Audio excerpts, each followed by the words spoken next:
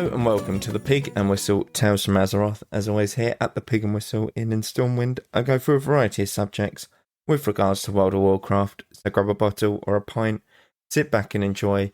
This episode we're going to be going over Classic at the moment, and there are a lot of changes that have happened to the Mists of Pandaria beta that are going to be, being implemented going forward. And we're going to be discussing them, going to be going through them, giving my thoughts about it, as well as a couple forum posts about these things potentially, and seeing other people's sort of reaction to it. So, we'll start off with the weekly news. As per usual, you have Kordak and the Godfather as your world bosses for the week. They are located within, oh my god, every single time I forget the first zone. Khazalgar, Dornagol, nope. I've forgotten the first zone. The first zone of Khazalgar, as well as the Undermined for the Godfather. You have Pet Battles and Battlegrounds as your bonus event for the week. This means that you get more XP for competing in Pet Battles, and you get more Honor for competing in Battlegrounds. South Shore versus Terra Mill is your Brawl for the week. This is a 40 versus 40. Essentially, it's just a team deathmatch. First to get 150 kills on the opposition faction and wins. Do not do this if you have a potato for a PC. Honestly, it will blow up your PC. It's a bit shit, but it is great fun if you do have the means to do it. So I would very much recommend it. As you can hear, my voice is a little bit croaky. I really don't know what's been happening over the past few weeks, but I've not fully recovered from whatever it is I had, clearly. But, you just got to bear with me, and I do apologise in advance for anything that... if I need to take a short second just to catch my voice back. So, Mists of Pandaria has been obviously being tested right now, and it's currently going through its raid testing. But there are some big changes that have also happened with the latest testing updates. Now, I did an episode on this a couple days ago in terms of recorded it and stuff, but more has come out, so this is why I am sort of redoing this episode on the day so that I can get this out to you. So, the beta changes are very simple to start off with. We have weekend raid testing. So, the 8th week of beta, it's finally time to take on the remaining 2 early expansion raids. Delve into the rotting home of the Calaxy and confront their Shah-tainted queen in the Heart of Fear. So, Heart of Fear raid. And you chase the Shah of Fear into the Terrace of Endless Springs, where it has caused the Guardians to develop into fits of terror. Defeat it to restore peace to this sacred place. And this is obviously Terrace of Endless Springs, and this is a shorter raid instance than the other 2. Now, you can get very good loot from doing all of these, but if you are a smaller guild and want to prioritize one of them, I would very much recommend doing Mogushon Vaults. Okay? That's the one where I believe that a lot of people are going to be more inclined to do, and then probably go Heart of Fear. Terrace of Endless Springs is great if you can get the time to do it, basically. So, the raid testing schedule, it's going to begin Friday, June 13th at 1 PM PTD. I do not know what time zone that is. I'm awful with time zones. And it will end on Monday, June 16th at 10 AM PTD. Level 90 templates you can obviously use for the raid. They will have 463 item level gear.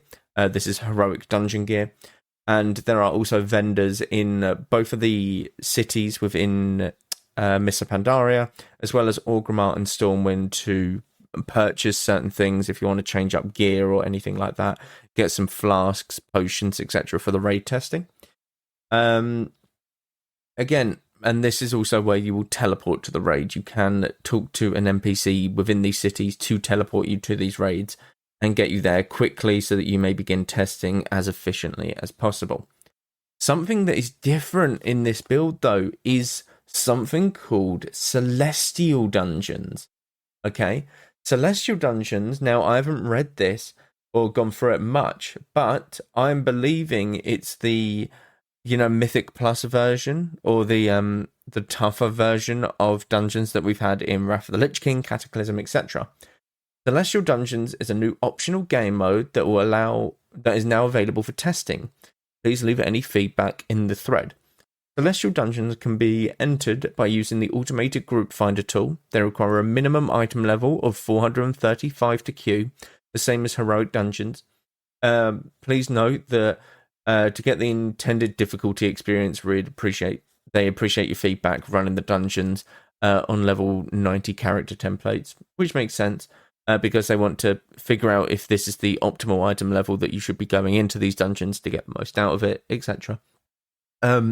Upon entering a Celestial dungeon, players will be greeted by the August Celestials. Speaking with a Celestial allows the player to ask for their assistance, granting the player unique powers based on which Celestial they interacted with. So this is your option of buffs, kind of like the aspects. You had 4 different options. Each boss in a Celestial dungeon will drop 2 times of its new currency, August Stone Fragments, per player. If players have defeated all of the other bosses in the dungeon, the final boss at each run will drop an extra 3 stones, so exactly the same as Cataclysm. Running your first Celestial dungeon of the day will grant an additional 4 of these stone fragments. Every Celestial dungeon after the first one will grant an additional 2 fragments. There is also a rotating daily quest for the Celestial dungeons that can be picked up from Challenger Sung, or Challenger Wooly in the Vale of Eternal Blossoms for an additional stone fragments. I'm just going to call them fragments. I'm not going to bother with the stone part. This daily quest will never be the same Celestial dungeon 2 days in a row, and it will never be the same dungeon as the Challenger mode dungeon quest, which is good. The cap on how many fragments a character can hold will be low at first, but increase with the release of each raid tier. Okay, so it's a progressive system, kind of good. The fragment currency can be used to purchase items from a new NPC, Avatar of the August Celestials, in the Shrine of the 2 Moons and the Shrine of the 7 Stars. Okay, so very simple. The original Raid Finder items have been relabeled as Celestial items, so this screams to me that they are taking Raid Finder out of Mists of Pandaria and replacing it with this. Let's see. For the remainder of this article, all instances are mentioned of the items being called Celestial will be referring to old Raid Finder versions of an item with this new updated label. Okay. Celestial dungeons also bring to them achievements to earn. They add various mechanics from bosses, from the current raid tier to the other dungeon encounters. They do put a developer note here. Aside from adding interesting mechanics and challenge to each dungeon, our intention is to also give newer players the chance to experience some of the current raid tier's boss mechanics prior to entering the raids. That's actually a very good idea, because it allows people to be like, oh, okay, well, I've never raided before, but I've seen these mechanics. I've done this. I did this in a dungeon. I did this in Scarlet Monastery. I did this in Terrace of Endless Springs, or whatever the dungeons might be called. The Meadery dungeon. I forget their names. I hate if I forget their names, but I remember the dungeons, which is weird. But that's good. I like that. Players can earn progress towards their legendary quest line with a chance of gaining Sigils of Power and Sigils of Wisdom drops from end bosses in Celestial dungeons while on the associated quest. So I think this is really cool, because what the legendary quests needed you to do was go into raids, and obviously Raid Finder was a very good part of this to get this done. But the actual other option now is to do it via these dungeons, which is very good for the smaller sort of guild player base. I love that change. I think that's very effective.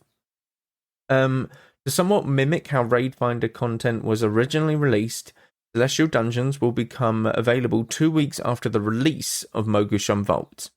From there, 2 weeks after each raid is released, the Celestial Dungeon drops and the items of the Avatar of the Celestials will update their tables to contain items from that raid.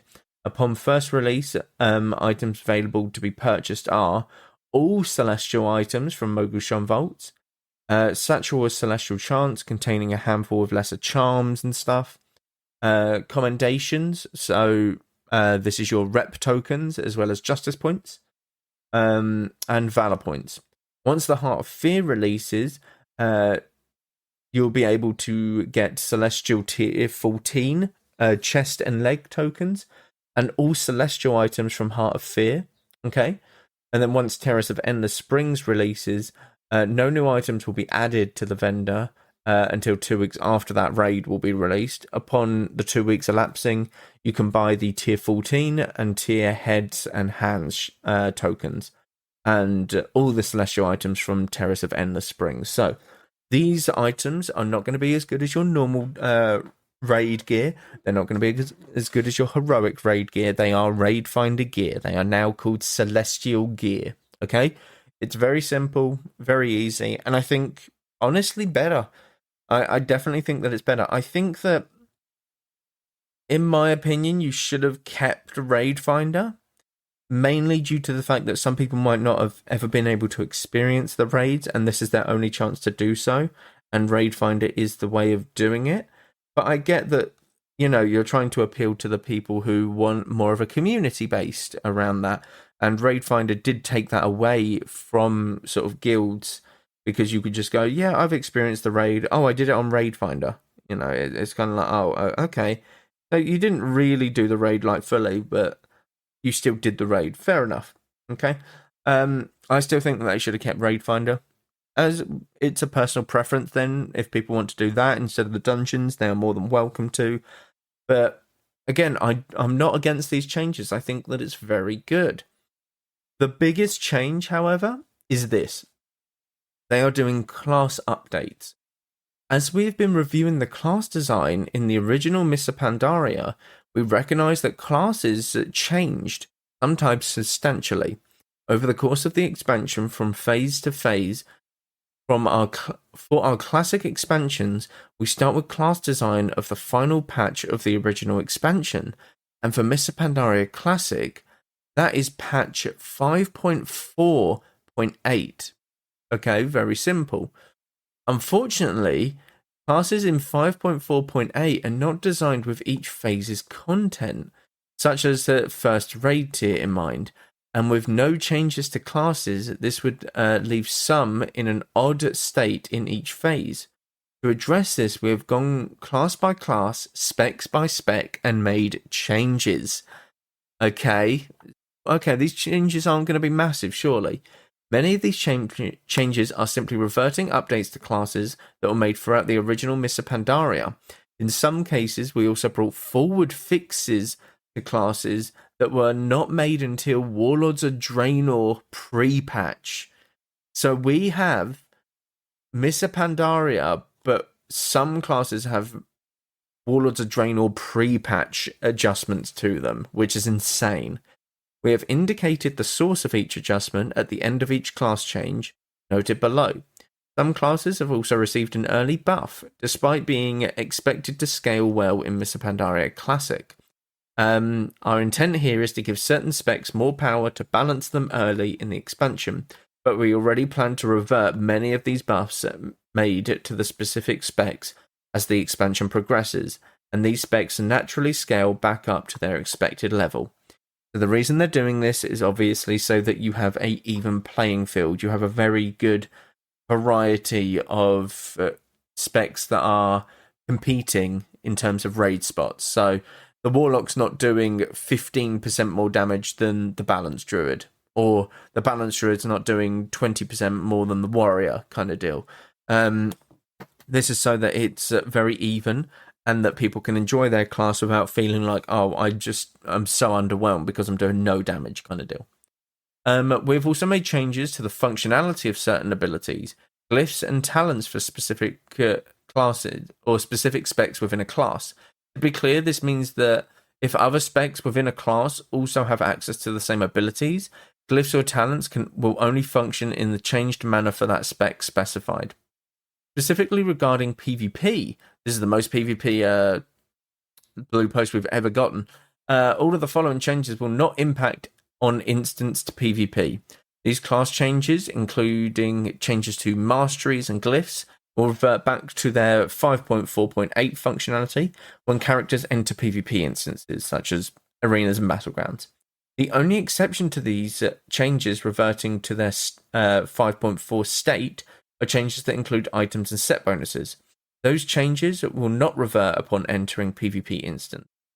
Finally, although we feel all classes will benefit from these changes throughout the expansion, we will continue to monitor the changes or the classes and update them further if necessary. We are particularly eager to see how they perform in the beta, and most importantly, we are very much looking forward to your feedback. Okay, so these are the changes that basically have happened in this beta, and these are going to be either new or reverted. So I'm going to refer to them as reverted, being that they've gone back in time, so back a patch or two, or they're new, in which case they are brought forward a patch, so the Warlords of Draenor pre-patch, okay? So for Druids, you have Balance. Moonkin Form increases the Moonkin Form's increase to nature and arcane damage has been raised to 20% instead of 10. This is new. Shooting Stars will no longer split its chance to activate across multiple targets. This is reverted. Ferals, once Feral learn Ferals once again learn Nature Swiftness, but it cannot be used in arenas or battlegrounds. Previously, Ferals did not learn or have access to Nature Swiftness. This is a revert. Guardian, Maul's Rage cost has been lowered to 20, was 30. This is a change, or this is new. Restoration, or actually there's three different things. You have new, which is completely different. You have a change, which is the Warlords of Draenor pre-patch, or you have obviously revert. The Maul is a change, so that is the pre-patch. Restoration, Naturalist increased healing has been raised to 15%, was 10, and this is new. They've already taken away the Hunter changes, which is crazy. It was something to do with your Spore Bat. The Spore Bat's pet's energizing spore can now only be active while inside a battleground or arena. Spore Bat now additionally knows a spell called Frenzying Spores. This is an active ability that grants the same effect as Serpent Swiftness, but can be activated outside. That's weird. That's really weird that it's a change for your pet, but they've already reverted it.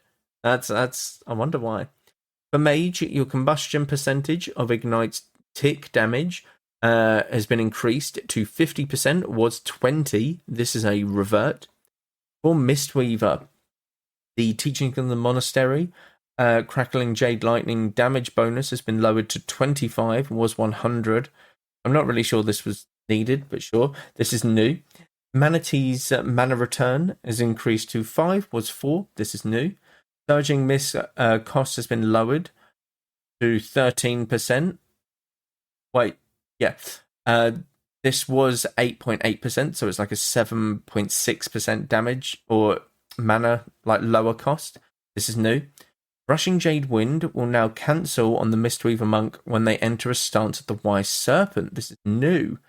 This is really cool because obviously you have different stances as a Mistweaver, and utilizing these stances can help with your healing output very well. You can do more damage, which means you're doing more fist weaving, you can do more healing, reducing your mana cost, etc., etc. You're going to be managing these quite often, I would imagine. Jab cost has been lowered by 25% to 6% of its base mana. This is a revert. Envelop and Miss healing has been raised by 48%. This is a revert as well. Eminence healing has been raised by 68%, moving it to 42%. Conversion to damage to healing was 25%. This is a revert and a change, which is really something. Revival's healing has been raised by 43%. This is good because this is your big AoE heal, and let's face it, it's quite underwhelming. This is a revert. Glyphs of Targeting Expulsion retain its original effect in PvP, but morphs to have the old effect from the previously removed glyph to uplift while outside a PvP instant. For Windwalker, your Bottled Fury changed to increase damage of your Tiger's Eye Brew by 0.2% per mastery. Was Mastery gives a chance to gain an additional chance to get Tiger's Eye Brew. This is a revert.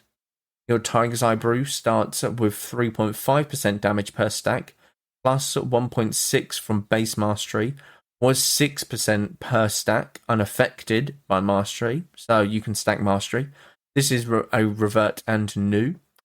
Again, Tiger's Eye Brew gains a charge after spending 3 chi, was 4. This is a huge buff and is a revert.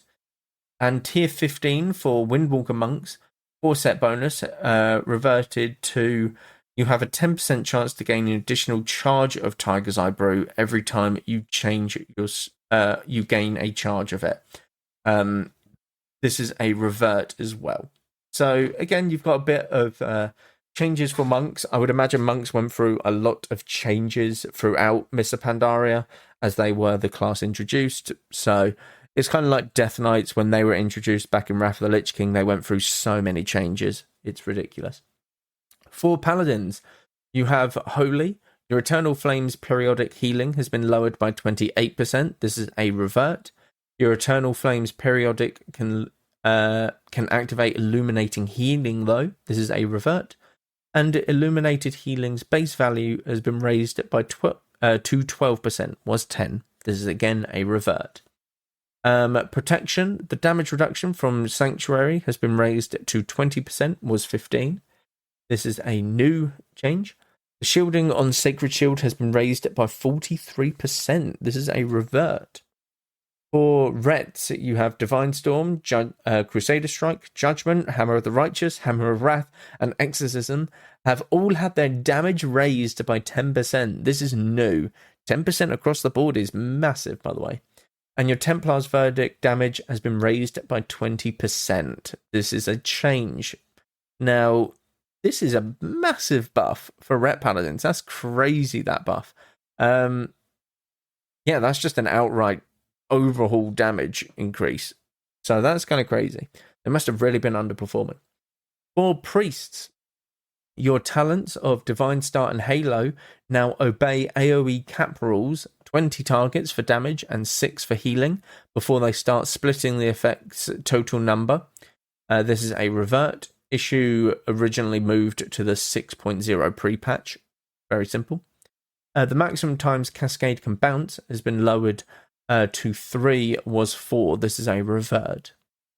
For Discipline Priests, your Divine Aegis lowered to 80% of heal's value, was 100%. This is new, so this is just a straight up nerf. Tier 14 set bonuses. Penance cooldown lowered to 1 second, was 3. That's new. Wait, hold up. So you have a 1 second penance cooldown. Are you telling me you can spam penance on cooldown in your tier 14? Because usually it says your the cooldown is lowered by this much. Let's take a quick break. Ever wondered what a rhythm-based stealth game with dinosaurs might look like? Or a farming sim in space with zombies? Welcome to the Gaming Blender podcast. I'm Matt, and with my co-host Scott, we take a random game genre and random game mechanics, blend them all up, and pitch wild, totally hypothetical games you've never heard of, and maybe shouldn't. New episodes every other week. Hit play and unleash your inner game dev. No coding required. Search the Gaming Blender on your favourite podcast app now.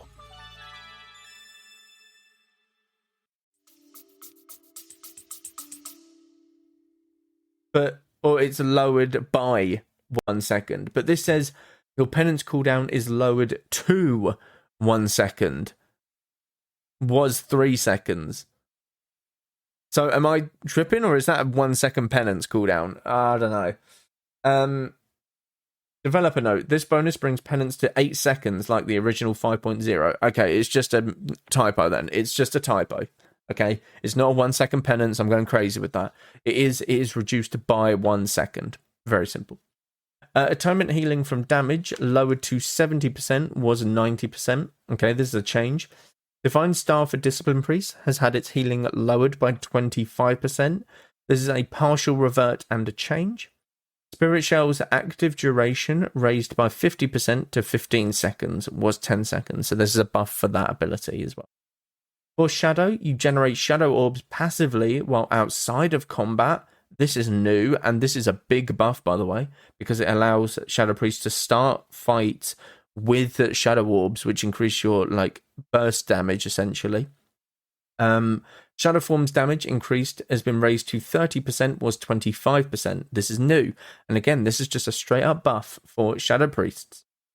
For Rogues, your Sinister Strike energy cost has been lowered to 40, was 50. This is a buff and a revert. Sinister Strike's weapon damage lowered though to 192%, was 240. This is a big nerf and a partial revert. For Assassination, the damage increase from Assassin's Resolve has been raised to 25%, was 20. And for combat, added a counter to Bandit's Guile that will track your sinister strikes and revealing strikes, showing how close you are to gaining insight. This is new. So this is probably just a UI thing where it makes it a bit easier to play the class. For Shamans, for general, Healing Rain healing has been lowered by 25%. That's a huge nerf, and that is new. Talents, your Healing Rain's maximum duration through conductivity lowered to 30 seconds, was 40. Again, this is new and just a big nerf. Your Ancestral Guidance healing and damage conversion lowered to 20%, was 60% for healing and 40% for damage. This is a change. This is a big change. That's a massive nerf. That is huge. For Elemental, your Lightning Bolt damage has been raised by 10%. Right? This is new. For Enhance, your Storm Strike weapon damage has been raised to 450%, was 380. This is a revert. Again. For Restoration, your Chain Heal's fall off per target is 20%, was 0. This is a partial revert. This is a massive nerf. Jesus. Restoration Shamans have been gutted, it feels like.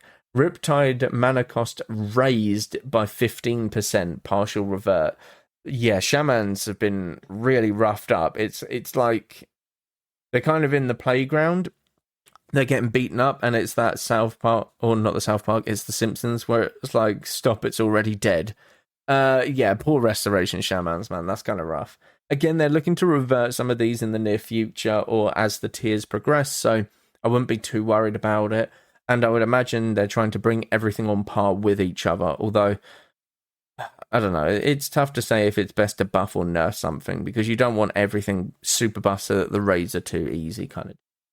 For Warlock, your Affliction, Malefic Grasp damage has been raised by 50%. This is a revert.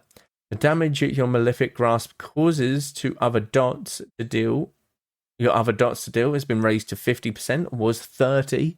This is a revert. Drain Soul damage increased by 50%. This is a revert as well. And the damage your Drain Soul causes your other dots to deal raised up to 100%, was 60%. Affliction Warlocks stonks are through the roof. This is incredible stonks for Affliction Warlocks. For Demonology, your Wild Imp damage raised by 43%. This is a revert. The number of imps summoned by Glyph of Imp raised to 5, was 4. Again, just another buff. This is a revert as well. Hellfire and Immolation aura damage has been raised by 25%.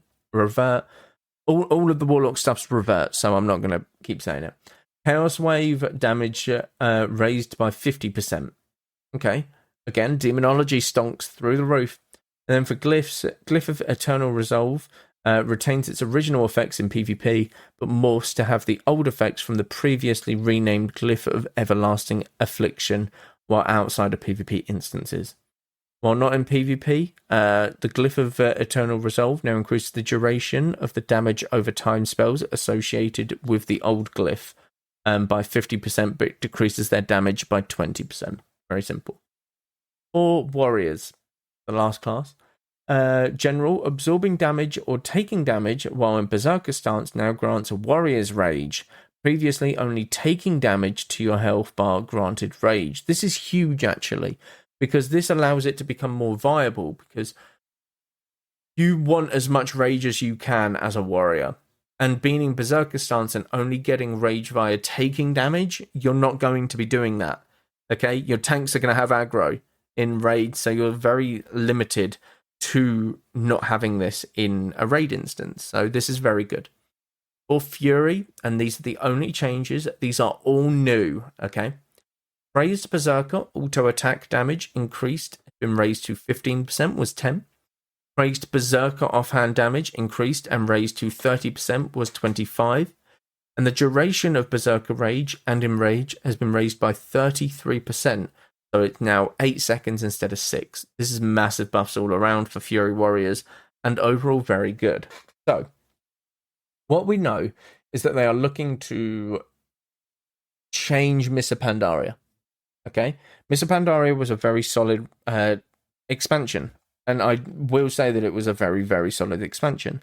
But I think that these changes are necessary. They want to look to actively give everyone a good shouting when it comes to being the top dog DPS or tank or healer, and they're looking to balance it now. They're actually looking to do changes to balancing in Classic, because if you were to try and do this in Classic, imagine trying to balance in Classic, okay? They try and change Retribution Paladins to having a Crusader Strike. Yeah, let's just say they gave them Crusader Strike. Imagine the uproar that people would have. Imagine the absolute shit show that would incur because people would go bonkers over it. And yeah, this is including Retribution Paladins. And I get why, because it's like, oh, we want original Classic. We want original Classic.